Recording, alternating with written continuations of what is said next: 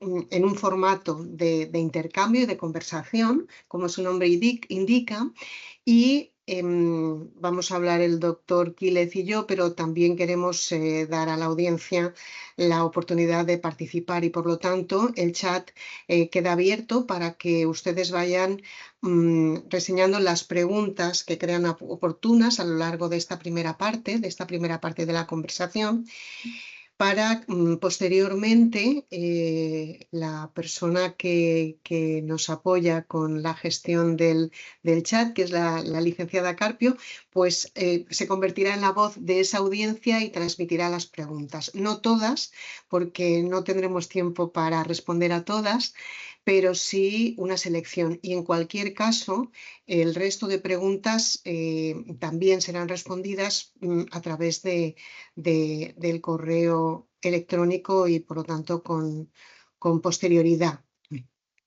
Bien, voy a empezar presentando a quien nos acompaña. Es un honor para mí iniciar los conversatorios del Congreso presentándoles al doctor Alberto Quílez Robles. Él es doctor en educación, le gusta decir que es maestro en educación primaria y es psicólogo especializado en neuropsicología, con una amplia y diversa trayectoria profesional que abarca desde las aulas de infantil y primaria hasta la academia universitaria. Es profesor de la Universidad de Zaragoza, en España, donde combina su pasión por la educación con la investigación. En 2021 recibió el prestigioso Premio Nacional a la Excelencia Educativa en reconocimiento a su excepcional atención al alumnado con altas capacidades a través de su proyecto Aula de Desarrollo de Capacidades. Un proyecto educativo que a lo largo de 5 años dio cobertura a más de 50 niños con altas capacidades, con edades comprendidas entre los 8 y los 16 años. A través de sus innovadores modelos de intervención y desarrollo del talento, el doctor Quílez ha trabajado incansablemente para promover el alto rendimiento y el desarrollo de talento en el ámbito educativo. Sus investigaciones se centran en el estudio de la inteligencia, las altas capacidades y las variables psicológicas y personales que influyen en el rendimiento académico y los procesos de evaluación. Como revisor de distintas revistas, pues también ha desarrollado actividades y ha publicado numerosos artículos y capítulos de libro. Y su experiencia como ponente incluye decenas de conferencias plenarias en congresos internacionales y colaboraciones con múltiples universidades en España y en América del Sur. En la actualidad, el doctor Quílez es el creador y director del posgrado experto universitario en altas capacidades de la Universidad de Zaragoza, así como director y creador de la Cátedra Caja Rural de Teruel para el desarrollo del talento y personalización del aprendizaje. Además, dirige el Congreso Internacional de Educación y Diversidad, que se celebra anualmente de manera alterna entre las ciudades de Teruel, Zaragoza y Huesca, que forman parte de nuestra comunidad de Aragón. También es el creador de la Comunidad del Talento, una comunidad de aprendizaje con más de 1.600 docentes que reciben formación y asesoramiento gratuito. Quiero reseñar toda esa parte solidaria del doctor Quílez para el diseño y el desarrollo de proyectos para la atención del alumnado con altas capacidades. Otra de estas iniciativas solidarias es la Ruta Neurodidáctica, que consiste en charlas educativas hacia la escuela del futuro. En este proyecto, junto con el doctor Quintas, imparte conferencias gratuitas a cambio de acciones solidarias en beneficio de la infancia, la educación y la salud. Finalmente, cabe destacar que el doctor Quílez está actualmente desarrollando su segunda tesis doctoral enfocada en el estudio de la inteligencia y la personalidad, con el objetivo de lograr una mejor comprensión de la funcionalidad y adaptabilidad de las personas. Como toda la audiencia sabe, este conversatorio girará en torno a las altas capacidades. El título es Altas capacidades, luces y sombras en torno a la identificación e intervención. Buenas tardes, doctor Quílez, bienvenido. Le agradezco enormemente su disponibilidad y su tiempo para dedicarnos para hablar sobre esto. Y yo empiezo directamente, ¿no?, esta conversación, y hablamos de altas capacidades, hablamos de sobredotación, superdotación, minisabios, niños listísimos, niños de 10.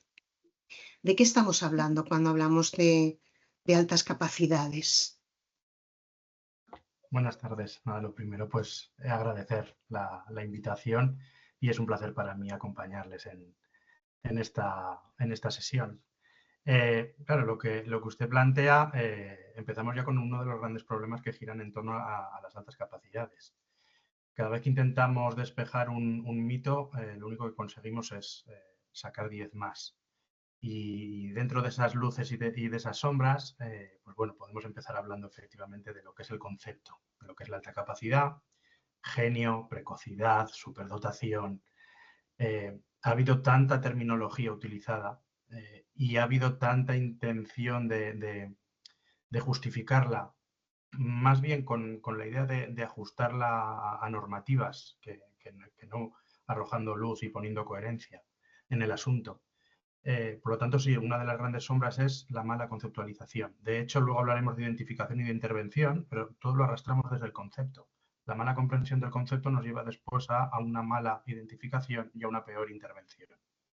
Por lo tanto, ¿qué son las altas capacidades? Es lo mismo que la superdotación, es lo mismo que la precocidad, es lo mismo que los genios.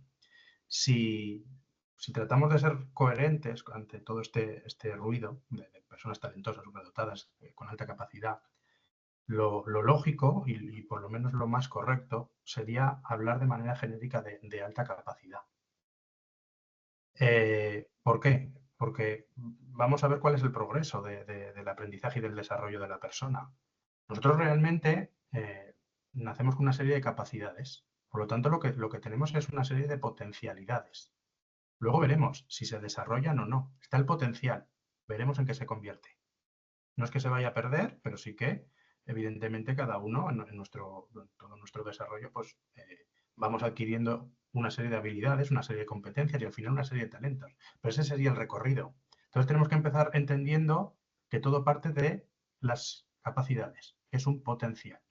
Por lo tanto, no es una cuestión del ser, que muchas veces decimos, esa persona es de altas capacidades.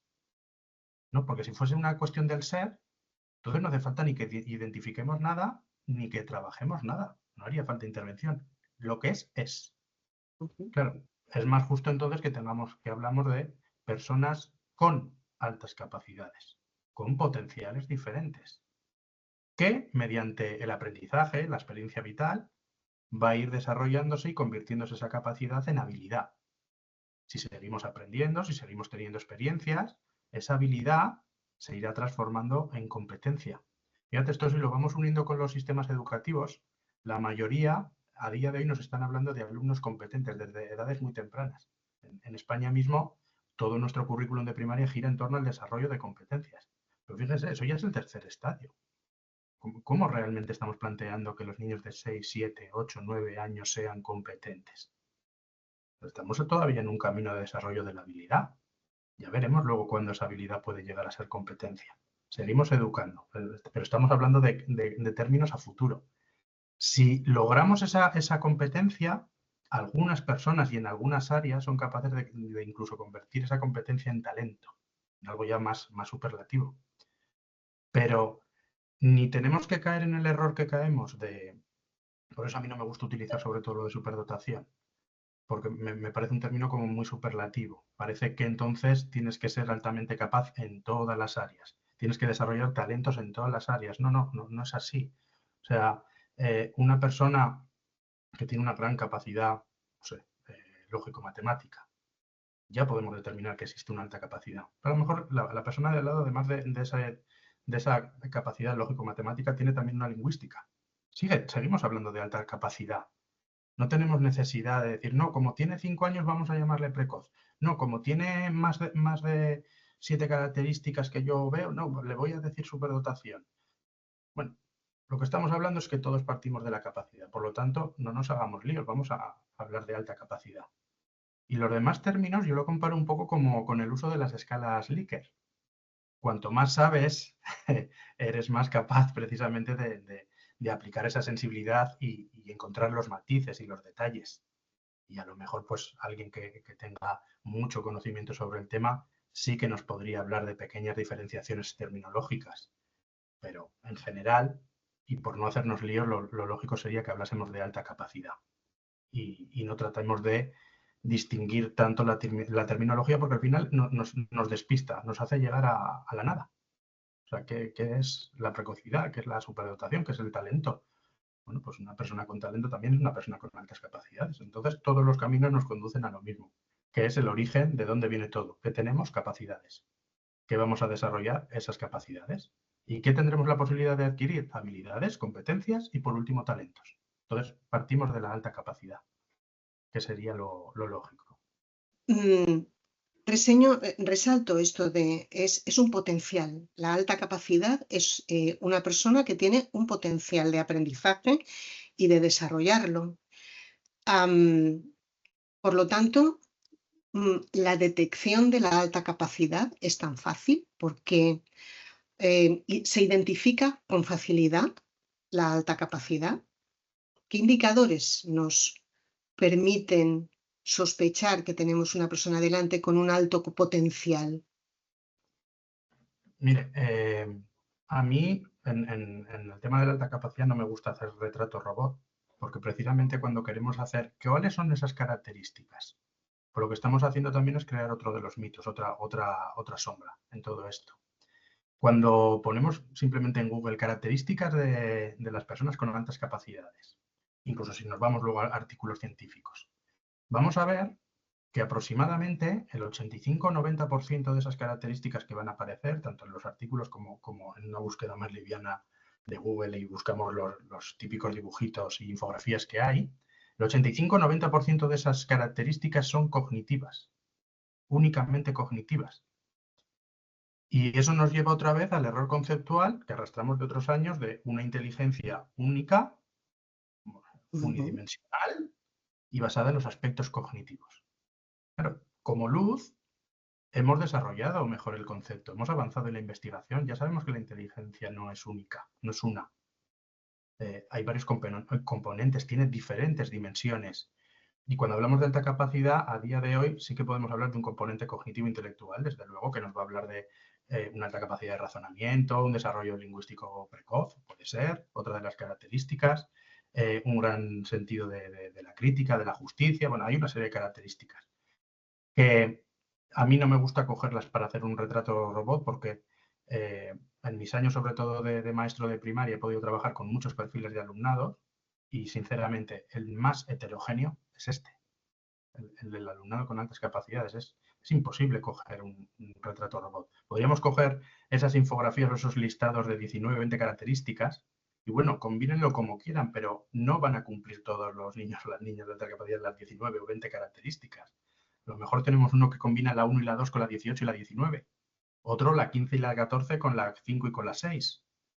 Y insisto, y casi siempre vamos a ver como características muy cognitivas, pero tenemos que ver que hay un aspecto social, un aspecto emocional, un aspecto motivacional, un aspecto creativo y un aspecto, sobre todo en edades tempranas, sensoromotriz. Entonces, ¿es fácil identificar la alta capacidad? No, porque necesitamos evaluaciones mucho más holísticas de lo que nosotros podemos pensar a día de hoy. No es suficiente una prueba de CI, que es lo más tradicional. El CI nos da mucha información y por supuesto que ayuda, pero no debe de ser lo único. De hecho, a mí me gusta ser muy, muy humanista en este sentido. Me gusta evaluar el contexto de la persona, no solo las cuestiones intrínsecas. Yo quiero saber qué envuelve a la historia vital de la persona que tengo delante. ¿Por qué tiene el desarrollo social que tiene? ¿Por qué tiene el desarrollo emocional que tiene? Entonces, Cuando hablamos de una identificación compleja es porque nos tenemos que empezar a acostumbrar que en esta identificación tienen que participar diferentes agentes, no solo los profesionales de la psicología o la psicopedagogía, orientadores educativos, no. Hay herramientas que permiten dar voz a la familia, hay herramientas que permiten dar voz a los docentes. ¿Qué ha visto el maestro en el aula? ¿Qué ha visto los padres en casa? ¿Qué ve el psicólogo en sus pruebas, en todas las pruebas psicométricas que hay? Tiene que ser una combinación y de hecho hay modelos específicos dentro de lo que es la identificación de las altas capacidades. O sea, podríamos hablar del modelo de Talent Search, pero a mí sobre todo me gusta el de las puertas giratorias. El Talent Search no me gusta tanto porque es un out of level, fuera de nivel, y aplicarlo, por ejemplo, en el sistema educativo español, en el nuestro, es bastante complicado. No tenemos pruebas. La EBAU no contempla una prueba por encima del nivel para saber en cuál es el nivel real del alumno, sino tú te enfrentas al nivel establecido. Pero el de puertas giratorias sí que es muy curioso porque va como por diferentes nominaciones. Ahí sí que contempla que la sospecha venga por parte de la familia. Y tenemos una serie de cuestionarios que puede rellenar la familia. Pues tenemos los cuestionarios de Rogers, tenemos también cuestionarios desarrollados por Luz Pérez que están hechos para que la familia indique, informe de qué características ven en ese niño o en esa niña que les da la sospecha de que haya una existencia de una alta capacidad. Se puede triangular después con la versión de esos cuestionarios en lo que es la versión escuela, para que el docente también dé su opinión. Y ahí vamos a ver tanto convergencias como divergencias, que serán matizadas y tratadas después con lo que es la evaluación ya más completa a nivel psicopedagógico, pues ahí va el psicopedagogo, el psicólogo, bueno, o el orientador del centro. Entonces, bueno, como puntos buenos, sí que hemos avanzado mucho en el desarrollo del concepto, nos alejamos ya de esa inteligencia única basada en el CI. Sí que tenemos ya modelos de evaluación más compartidos, que se tiene también en cuenta lo que ve la familia, lo que ve la escuela, lo que ve el entorno más cercano de ese niño o de esa niña. Y luego, claro, eso también nos lleva a que haya habido también una evolución en la intervención, hacia la personalización del aprendizaje y ya no hacia modelos estándar basados simplemente en retos. Vamos avanzando, pero todavía quedan resquicios que a lo mejor una cosa es la teoría que conocemos que puede ser aplicada y otra cosa es lo que seguimos aplicando. Y en esta, por esto que está diciendo y por la complejidad de la identificación, ¿no? Se nos están seguro que en ese sentido están dentro de nuestras aulas, están pasando a niños y niñas que con altas capacidades que no son identificados.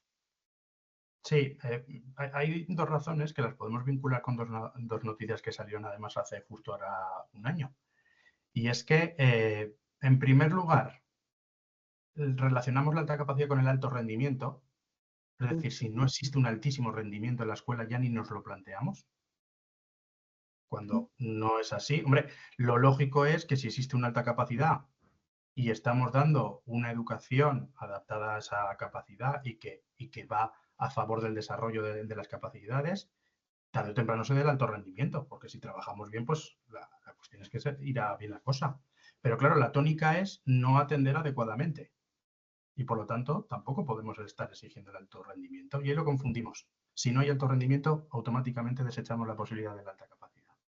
Claro, salía una noticia que decía el 70% de los niños con altas capacidades tienen fracaso escolar. Y yo siempre planteo, ¿es verdad o es mentira? Pues mira, ni verdad ni mentira, no lo sabemos, porque el 70% de los niños no están identificados. Era la segunda noticia que salía, hacía referencia sobre todo a España. Mi comunidad autónoma tiene identificado solo un 0,08%. Más o menos, si me pongo del lado de lo que indica la OMS, que es los más conservadores, más o menos la proporción de la población que tiene altas capacidades es un 2,3. Nosotros estamos en niveles de 0,08 en Aragón. En España estamos en torno a un 1%. Por lo tanto, ¿podemos afirmar que el 70% de los niños con altas capacidades fracasan? No lo sabemos, porque no están identificados. Entonces, se nos escapan muchísimo. Y con esto no quiere decir que se escapa el talento, porque vuelvo un poco a lo que decía al principio, no es una cuestión del ser. Pues es una cuestión del ser, el talento ya se posee, se desarrolla solo, ya no haría falta nada. La cuestión es que no tenemos ni la posibilidad de perder el talento, directamente no lo desarrollamos. Ujú. porque no lo hemos identificado y no hemos tenido la posibilidad de desarrollarlo. Entonces, o sea, hay mucho error terminológico y mucho mito en torno al desconocimiento, a llevar afirmaciones de fracasan. No tenemos ni la posibilidad de que fracasen, porque no sabemos ni dónde están, que es más triste. Que es más triste. Nos falta formación, entonces, a los docentes para identificar altas capacidades, porque hemos avanzado mucho en otros aspectos disfuncionales, en otros tipos de desarrollos, ¿no? Y en otras capacidades, en definitiva. Nos falta formación, las altas capacidades el estudiantado con altas capacidades es un estudiantado olvidado o menos atendido. A mí tampoco me gustaría decir eso por lo siguiente, porque o sea, parece que entonces ponemos solo la mirada en lo que es el docente, ¿no? Parece que el docente tiene que saber de todo. Tiene que estar formado todos los docentes en alta capacidad. Hombre, y entonces todos los docentes estar formados, ser expertos en TEA o en dislexia o en cualquier trastorno del aprendizaje. No, nosotros tenemos unas titulaciones en las que cada uno se especializa en lo que se tiene que especializar. La cuestión es que luego, pues las personas especializadas que tienen que hacer de guía y decirles un poco a los docentes qué hacer, cuándo hacerlo y de qué manera, ya es una cuestión de tiempo y de recurso. Mm. Cuando estaba como maestro, yo tenía 25 horas a la semana y a lo mejor tenía 60 o 70 alumnos a los que atender, cuando estaba sobre todo como PT, como especialista de pedagogía terapéutica. Entonces tú ahí ya empiezas a actuar por vulnerabilidad, por lo que tú crees que es más vulnerable. ¿Quiere decir que el resto no lo necesitan? No, sí que tienen necesidades, pero tú identificas a unos como más vulnerables que a otros. Claro, yo con unos actuaba en el día a día para precisamente sacar todo ese potencial que sé que tenían, y ese era el objetivo, pero al lado tenía otro grupo de niños con los que yo cada día trabajaba para que fuesen capaces de bajar a comprar el pan solos, o de quedarse solos en casa mientras sus papás bajaban a comprar el pan. Llega un momento en el que tú como docente tienes que elegir, y ya depende de tu perspectiva de qué es más vulnerable, porque a todo no vas a llegar. Entonces, claro, Ujú. digamos que en ese sentido hay como un estereotipo de la alta capacidad del niño perfecto con alto rendimiento tal cual, que si lo ves así, para nada te da la sensación de vulnerabilidad. Simplemente dices, bueno, tarde o temprano le irá bien por lo que digo, porque lo hemos reducido todo a una condición del ser. No, tienen necesidades. Claro que tienen necesidades. Estamos dejando mucho talento por desarrollar, pero necesitaríamos a lo mejor más, no tanto formación, pero sí recursos, porque si tú tienes recursos, entonces nace la voluntad, porque la voluntad viene cuando tú ves que algo es posible. Si directamente lo ves como imposible de llegar, no vas a tener ni la voluntad. Entonces, yo creo que es una cuestión más de voluntad y de recursos para llevar a cabo esa Ujú. voluntad. Ujú. Es un mito también esto que comentaba. Es un mito también el que los niños con altas capacidades, los niños y las niñas con altas capacidades, eh, mm, son niños desmotivados.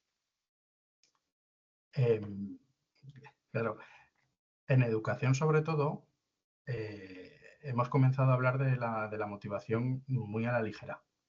La motivación a mí es una de las variables más apasionantes, me encanta y es altamente compleja y muy caprichosa, muy, muy caprichosa. Claro, en la escuela nos dicen motiva, motiva, motiva. Realmente nos tendrían que decir educa la motivación, educa la motivación, educa la motivación. Porque fíjate, yo en los estudios que he hecho, mido motivación intrínseca a través de lo que es la motivación por el aprendizaje y otras motivaciones más extrínsecas como por el resultado y miedo al fracaso. ¿Qué motivación tienen los niños? ¿O qué motivación han desarrollado la mayoría de los niños en la escuela? El miedo al fracaso y la motivación por el resultado. Muy poquitos por el aprendizaje. ¿Por qué? Porque la intrínseca es educable. Tú tienes que educar a la persona para que el día de mañana sepa encontrar los motivos por los que hacer las cosas. Y entonces es cuando existe la motivación intrínseca, cuando tú eres capaz de encontrar esos motivos que te dirigen. Y no tanto por el, lo has hecho bien, te pongo 5 puntos en clase doy yo. O, cuidado, has sacado menos de un 8, ya sabes que tus padres te van a castigar cuando llegues a casa. Hemos promovido más esta segunda variante y no tanto la primera. Claro, hay que entender que la motivación, los procesos motivacionales no son conscientes hasta más o menos los 11 años. Los niños con ujú, 6 o 7 años lo que viven son momentos de euforia y momentos de frustración. Esos son realmente como situaciones de vértigo. Es todo de repente, ya. He alcanzado el objetivo, ya. Tengo la recompensa rápida, ya. Y a otra cosa. O ujú. me han dicho que tengo que llegar a esto y no he llegado. Y ya ni miro hacia atrás de por qué no he llegado o qué cosas he hecho bien. La cuestión es que no he llegado o he llegado. Y entonces, o soy muy feliz o estoy altamente frustrado. Y es porque, claro, no planteamos la motivación como un proceso intrínseco a nosotros que debemos aprender a manejarlo. Y ya te digo, y en edades tempranas es difícil. Luego, a partir de los 11 años que empiezas a ser más consciente, llega la adolescencia. Con la adolescencia se rompe todo. Entras bien en la desgana, ya de por sí. Grandes cambios vitales, grandes cambios biológicos y parece que ya todo se vuelve negro, justo cuando empiezas a ser consciente de esos procesos. Entonces, es más complejo. ¿Cuándo realmente la motivación somos capaces de manejarla? En la edad adulta. Realmente son los Sí. adultos los que de verdad se mueven por la motivación. De hecho, en los modelos explicativos del rendimiento académico, la motivación aparece de manera fuerte en personas adultas, más o menos a partir de los 21 años. En la etapa de primaria, por ejemplo, hasta los 12, directamente cada vez que intentas meter la motivación dentro de los modelos, la anula otra variable más importante en esa época, que es la autoestima, el aspecto emocional, Ujú, tu bienestar. Es más importante tu bienestar que el motivo que te lleva a una meta. A mí dime realmente cómo me siento.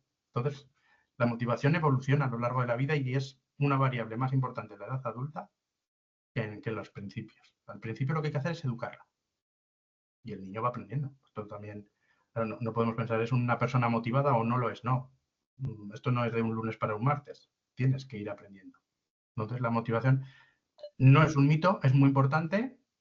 La cuestión es que nos lo han presentado de una manera errónea y lo trabajamos de manera errónea. Pero es ujú. importante.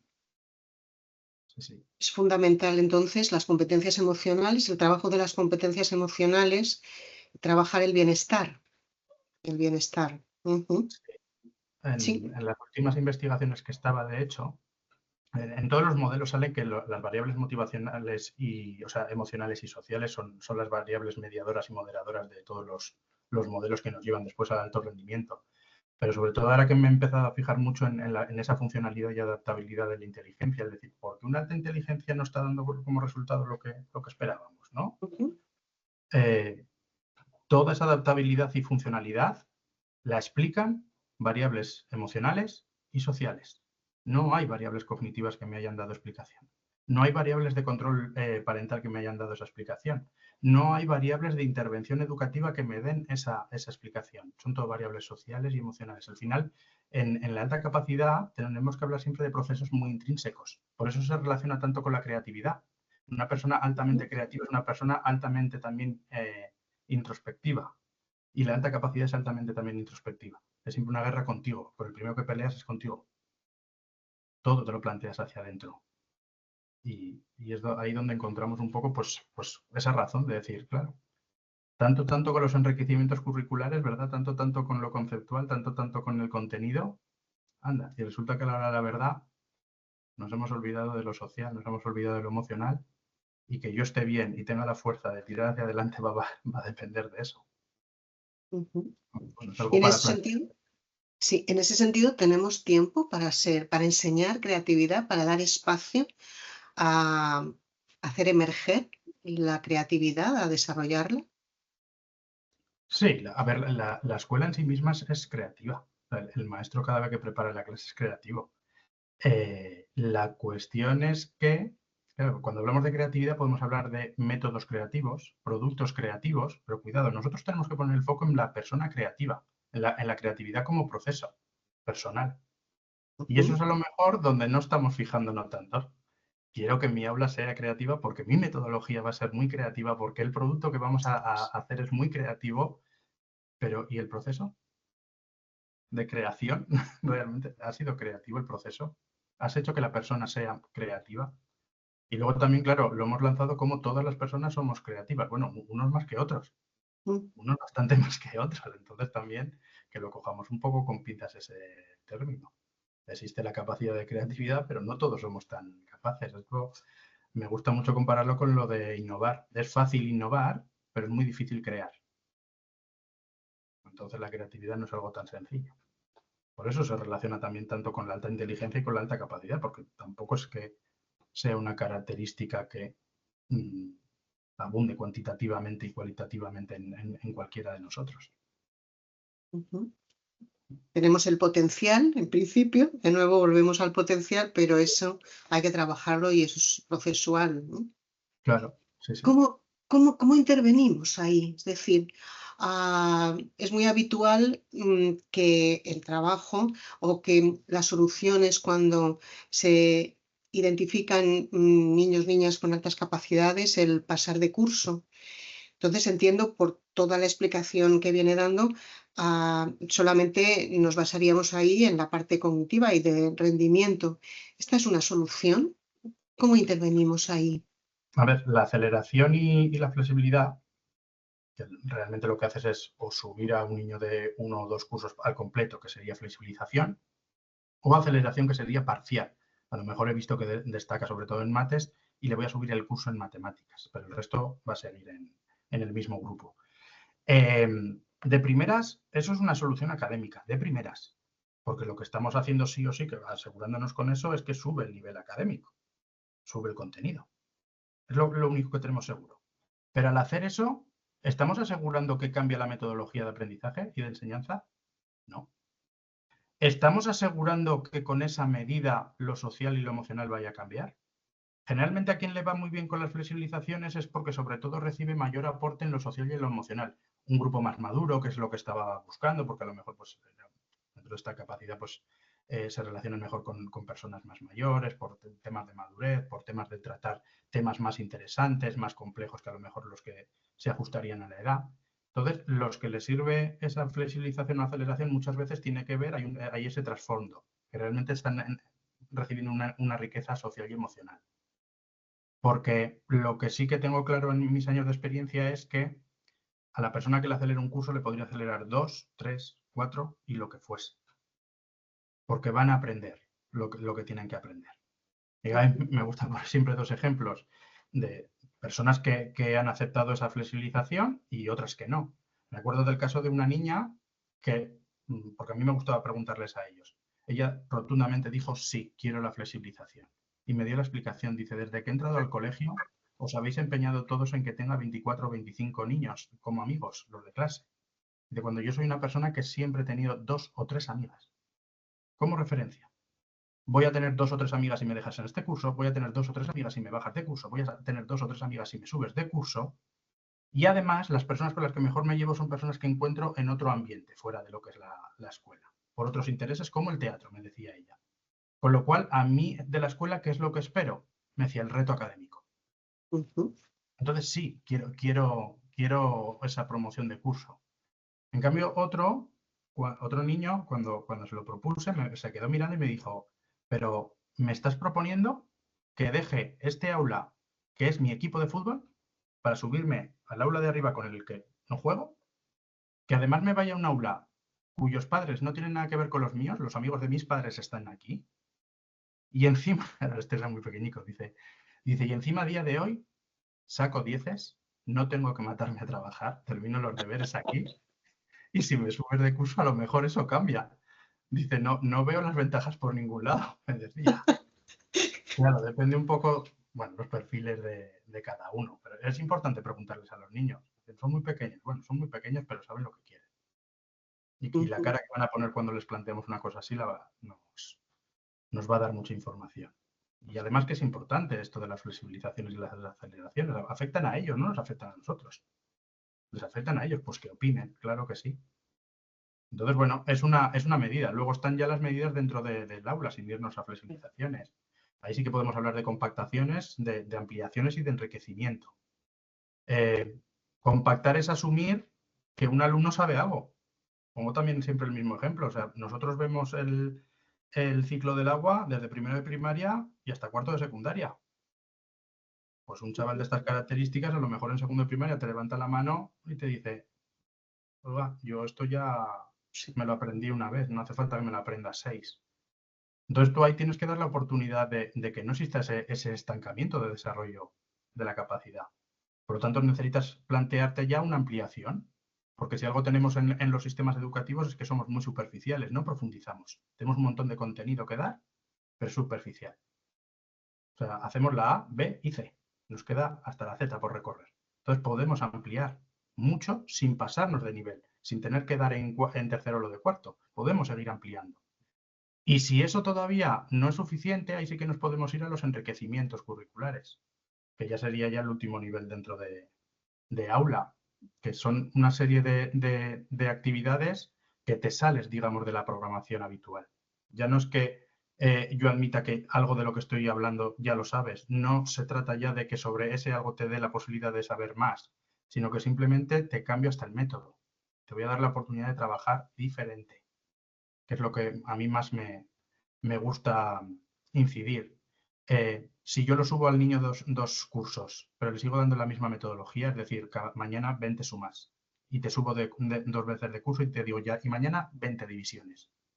Voy a acabar teniendo el mismo problema de frustración, de aburrimiento, porque no es un problema de contenido. Tengo claro que el contenido lo van a aprender. Es un problema también de método, de formas en las que presentas las cosas, de flexibilidad a la hora de dejar trabajar. Entonces, en la cuestión de intervención sí que es extraño y volvemos otra vez a lo complejo de hacerlo en un aula porque tienes entre 25 y 30 alumnos más. Pero claro, todo está escrito y todo está estudiado. O sea, está claro lo que podemos llegar a hacer. Luego ya es un poco la pericia del maestro, la voluntad y lo que te llegue a facilitar la institución. Y me acuerdo que para que las cosas fuesen mejor, mi dirección me hacía que todos los cursos en los que yo intervenía tuviesen mates y lengua a la misma hora, porque eran las asignaturas de mayor carga horaria. Entonces ahí me permitía crear un aula de desarrollo porque yo sabía que todos los niños de tercero, cuarto y quinto, por ejemplo, estaban haciendo mates o lengua. El martes a las 11.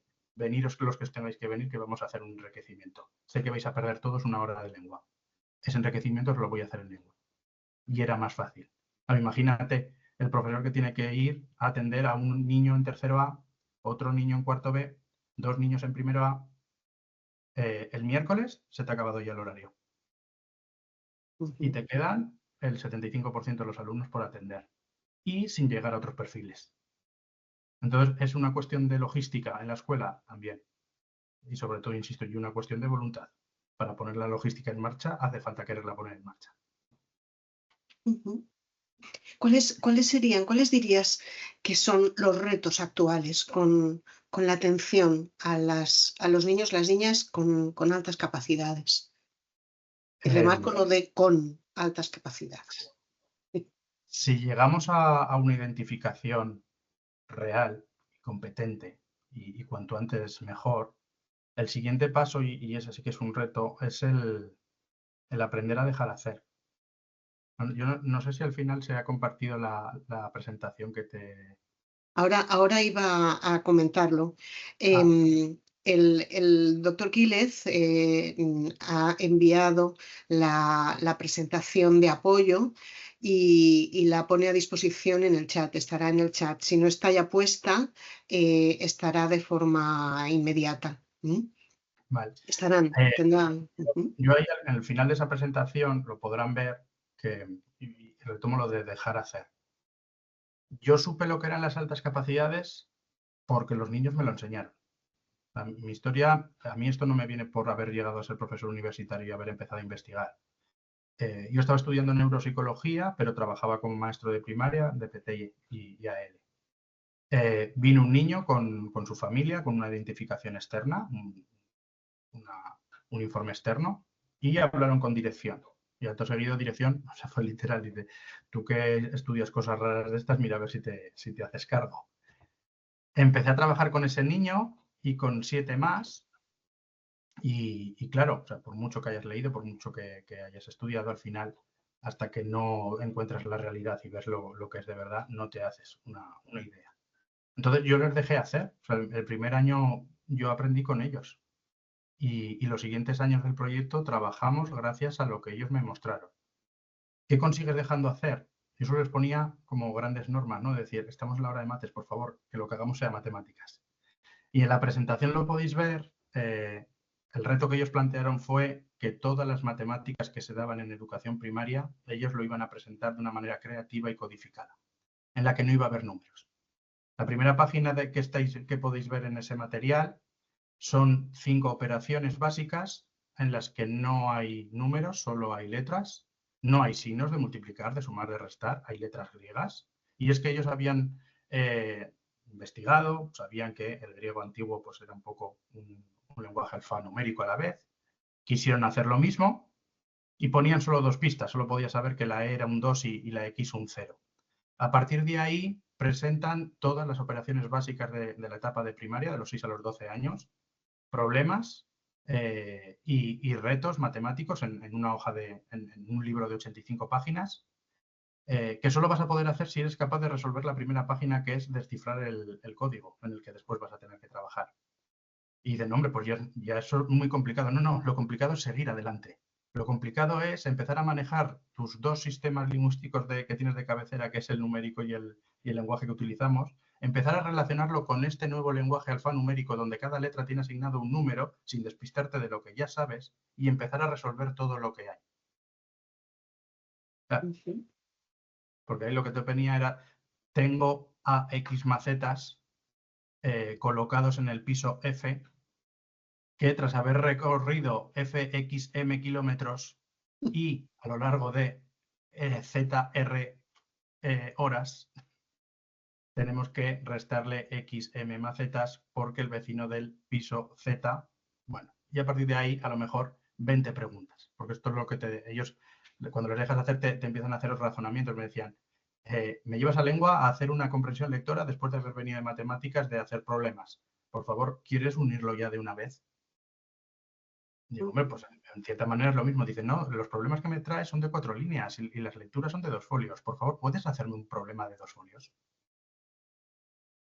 Claro, y lo hacían. Y cuando lo hacíamos me decían, ¿y puedes quitarle los datos, por favor, que los quiero buscar yo? ¿Puedes plantearme un problema real, un viaje, en el que tengo que ir haciendo retos cada vez que llego a una estación? ¿Me dejas a mí que calcule y busque cuál es la distancia de Madrid a Barcelona? ¿Me dejas, por favor, que mire qué medios de transporte puedo usar y cuál elijo y por qué? Por cuestión de precio, por cuestión de velocidad, por cuestión de inmediatez, de comodidad, ¿por qué? Plantéame realidades a las que tenga que hacer frente y que lo que me lleve hoy de aquí me sirva tal cual salga por la puerta. No me pongas más cuestiones ficticias, me decían. Entonces el aula se transformó casi un poco a su gusto. Y ya os digo, si veis ese material, para mí es el mayor ejemplo de lo que ocurre en un aula cuando coges a los alumnos con altas capacidades y les permites hablar y que te expliquen cómo querrían aprender. Porque lo que está claro es que de verdad quieren aprender, pero falta el cómo.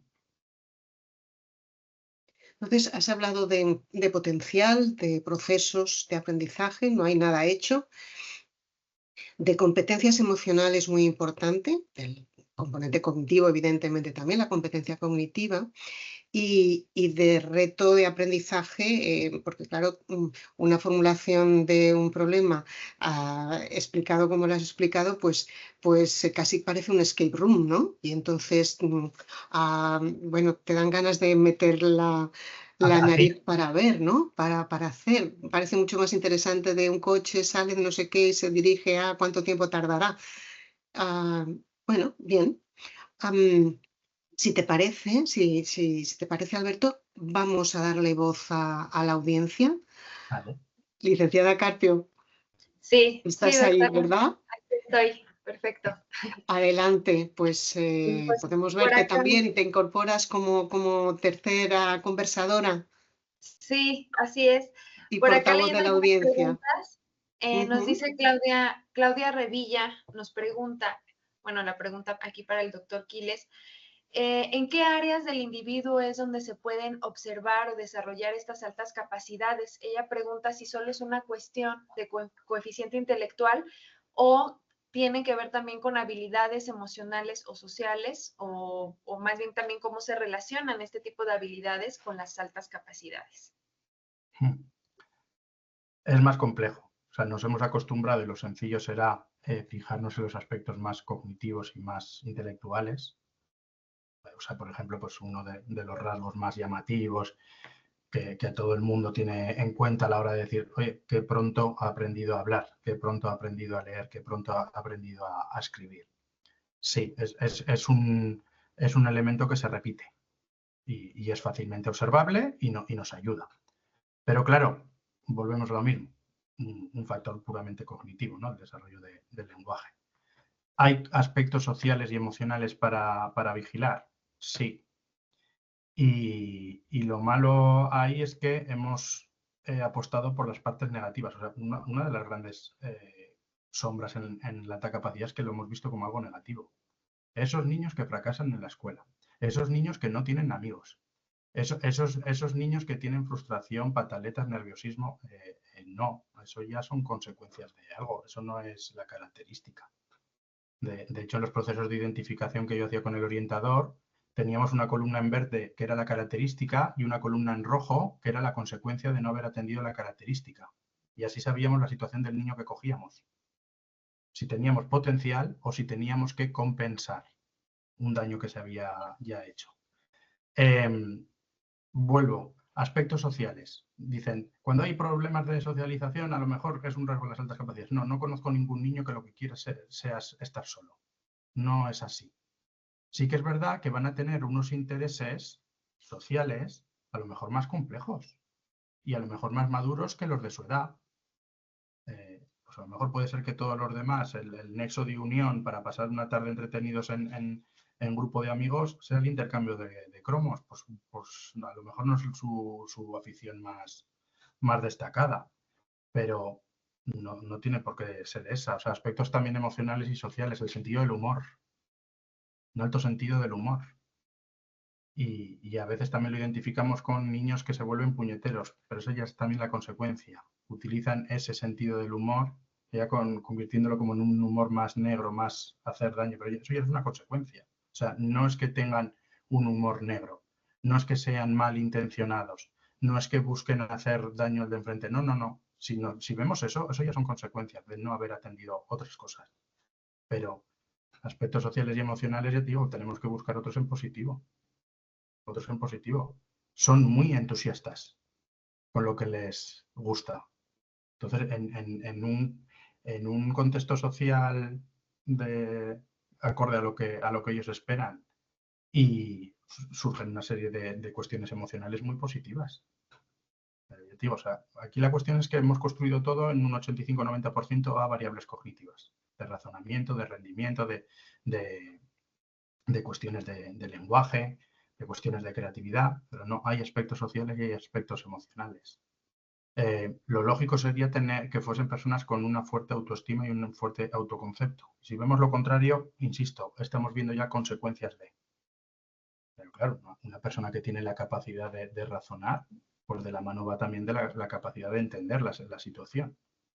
Y ya cuando no lo entiende, pues es una consecuencia de.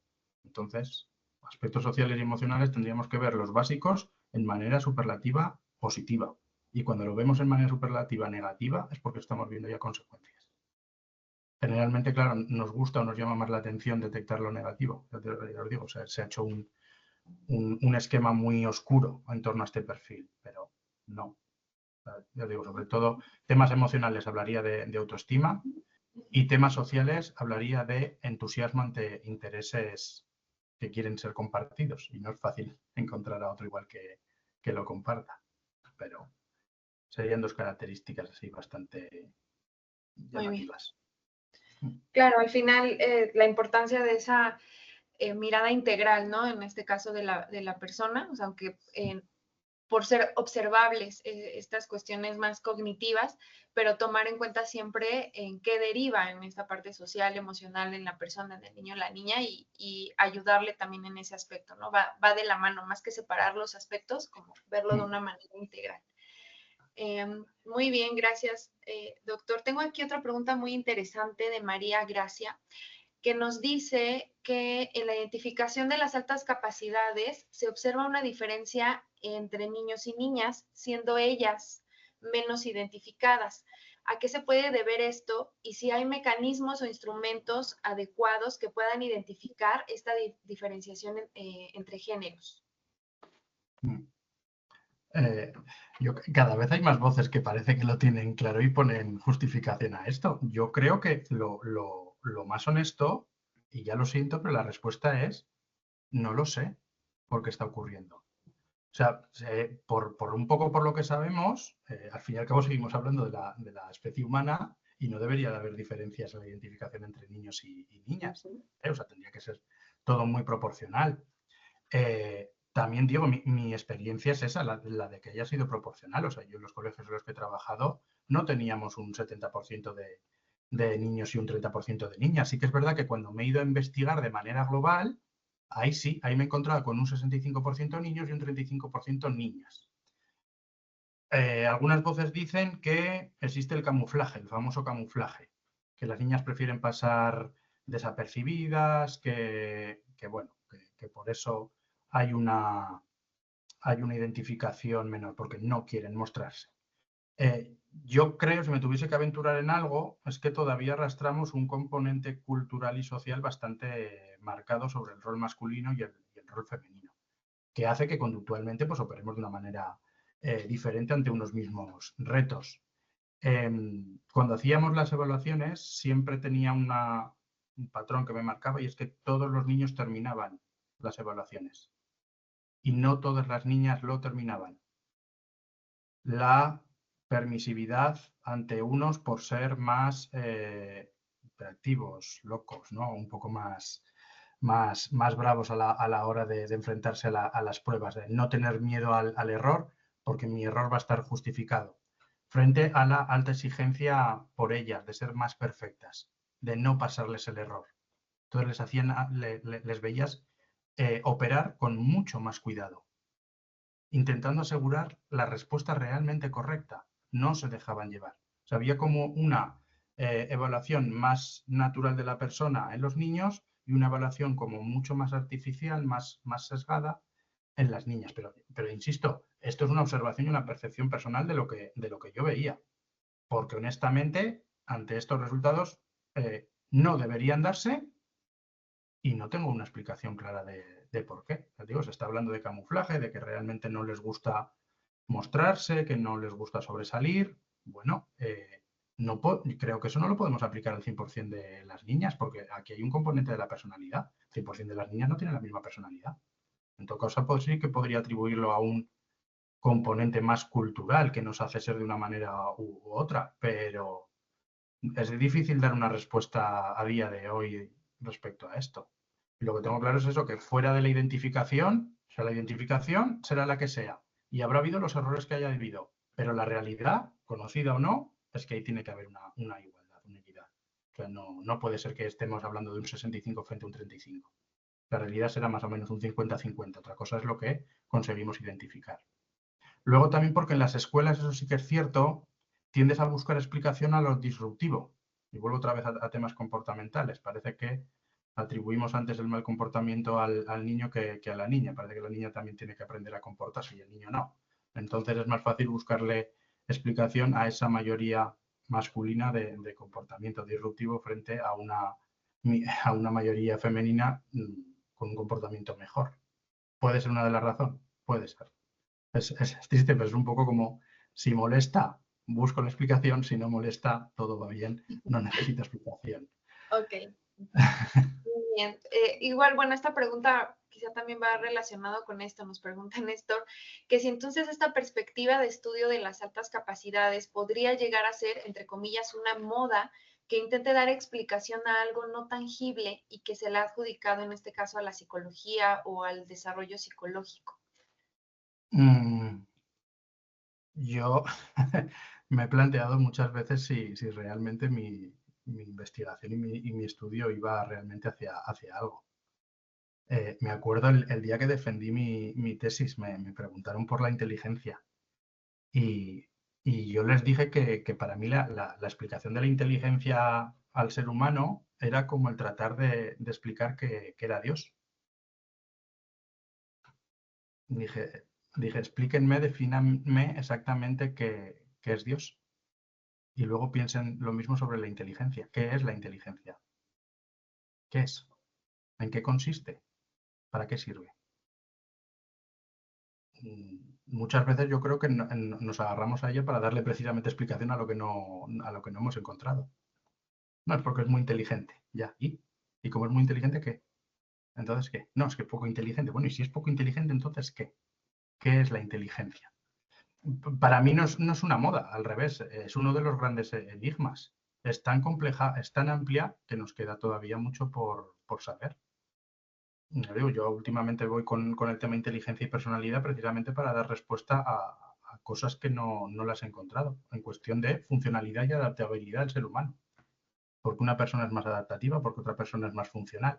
Si buscamos las definiciones de inteligencia nos llevan hacia esos términos, hacia funcionalidad y adaptabilidad. Y he dicho, bueno, pues vamos allá, vamos a ver qué encontramos, pero yo les digo, o sea, hace mucho tiempo que cuando me preguntan lo comparo, digo, a lo mejor alguien pues me dice que menuda barbaridad, pero comparo la inteligencia con la definición de qué es Dios.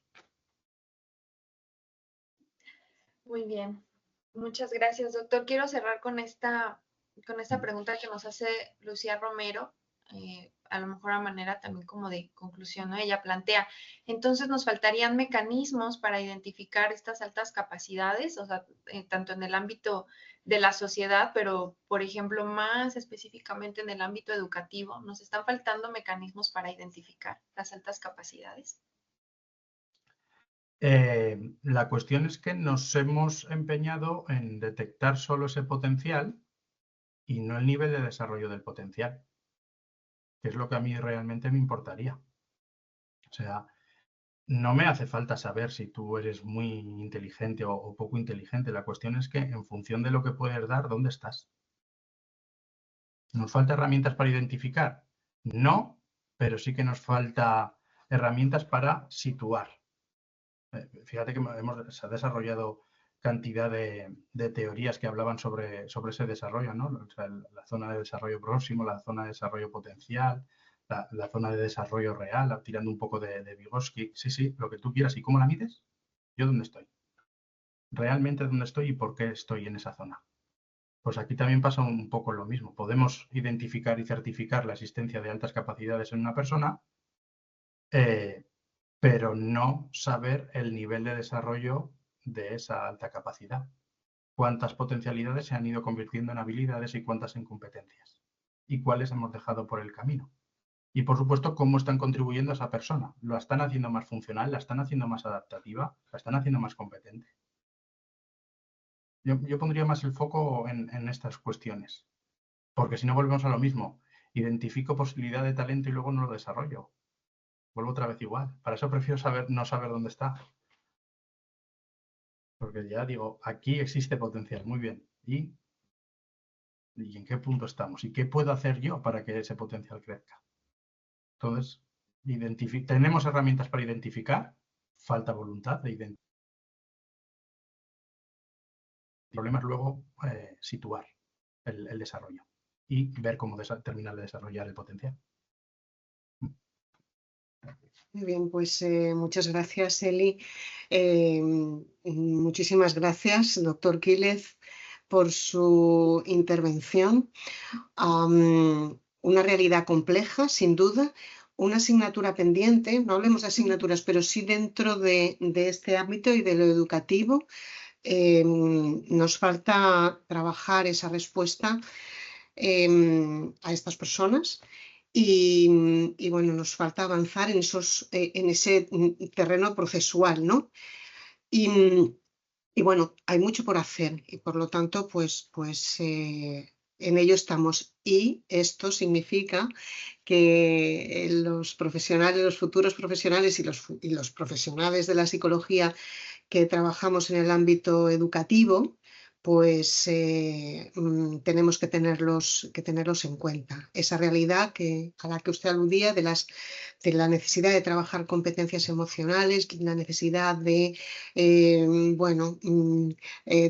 dar oportunidades para desarrollar la creatividad, a trabajar toda la parte de autoconocimiento y gestión de uno mismo para llegar a la motivación intrínseca y por lo tanto a desarrollar todo ese potencial sea de altas capacidades o sea de cualquier capacidad, porque en realidad el el procedimiento sería un procedimiento común, sin duda, ¿no?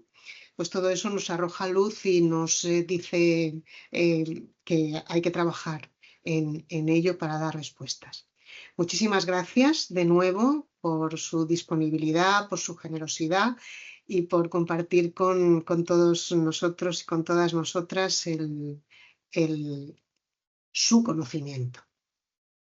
Muchas gracias. Muchas gracias por invitarme, nada, ha sido un placer. Muy bien. Gracias. Adiós. Hasta luego. Para toda la audiencia, de nuevo, decimos que migramos a las salas o donde ustedes quieran seguir en este primer día de congreso. Saludos.